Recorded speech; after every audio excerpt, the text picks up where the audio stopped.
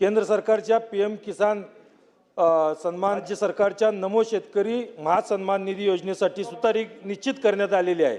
कोणत्या शेतकऱ्याचे पैसे जमा झाले आणि कोणाचे अडकले तर 7/12 वर नाव चढलेले नवे शेतकरी 39,309 कोटी एवढी रक्कम केंद्र सरकारच्या पीएम किसान सन्मान योजनेच्या या लाभार्थ्यांची यादी राज्य सरकारच्या नमो शेतकरी महासन्मान निधी योजनेसाठी सुद्धा वापरली जाते। यामुळे पीएम किसान योजनेतील तांत्रिक त्रुटी म्हणजे नमो सन्मान योजनेतील सुद्धा त्रुटी ठरत आहेत का?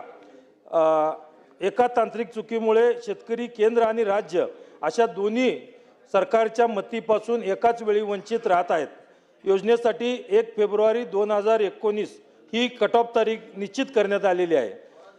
या तारखेला 5 वर्षाहून अधिक काळ उलटून गेलेला आहे, तरी या अटीमध्ये बदल न केल्यामुळे 2019 नंतर 7/12 वर नाव चढलेले नवे शेतकरी आज या लाभापासून वंचित आहेत। अनेक कुटुंबाच्या वडिलांच्या हयातीत कायदेशीर वाटणीद्वारे जमीन मुलांच्या नावे होते। अशा प्रकरणात केवळ 1 फेब्रुवारी 2019 नंतर जमीन नावावर झाली म्हणून खऱ्या शेतकऱ्याला अपात्र ठरवले जात आहे। खरेदी खत किंवा बक्षीस पत्राद्वारे जमीन मिळालेल्या शेतकऱ्यांना लाभ न मिळणे हा त्यांच्यावर होणारा अन्याय आहे।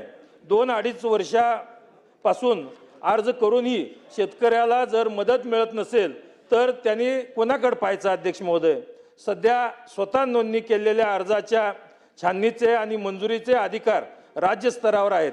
त्यामुळे स्थानिक पातळीवर कामाचा निपटारा होत नाही। वारस हक्काने जमीन मिळालेल्या वारसांना सद्यस्थितीत ऑनलाईन अर्ज करण्यातही अनेक अडचणी येत आहेत। कोणत्या शेतकऱ्याचे पैसे जमा झाले आणि कोणाचे अडकले याची यादी तालुका स्तरावर उपलब्ध नसते। यामुळे शेतकऱ्यांना सरकारी कार्यालयाचे उंबरठे झिजवत आहेत।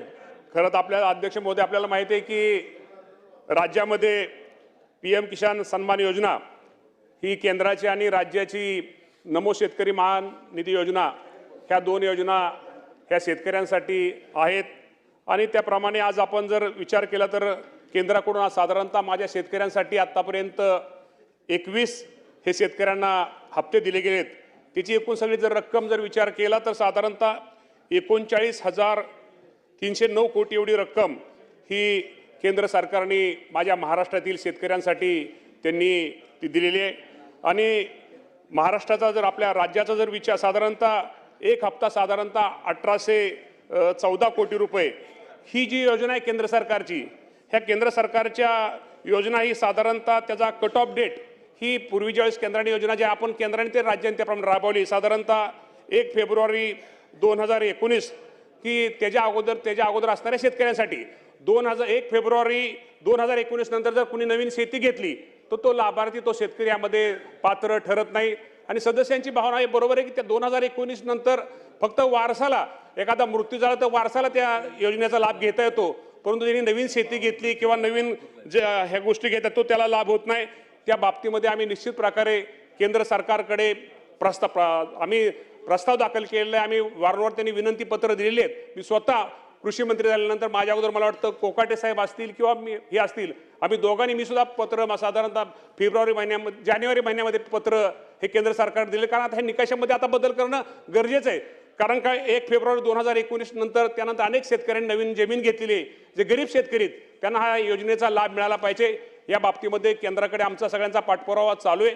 आणि सोलापूर जिल्ह्यामध्ये सुद्धा जे काय अपात्र त्यांनी जे सांगितले की काय शेतकरी पात्र शेतकरी आहेत, परंतु पात्र शेतकरी असले तर निश्चित प्रकारे त्यांना जास्तीत जास्त या योजनेचा लाभ हा राज्याची योजना असू द्या किंवा केंद्राची योजना असू द्या हा शेतकऱ्यांना लाभ दिला जाईल। जर आपण राज्याचा जर विचार केला तर साधारणतः राज्याने सुद्धा 7 आतापर्यंत शेतकऱ्यांना हप्ते दिलेले आहेत।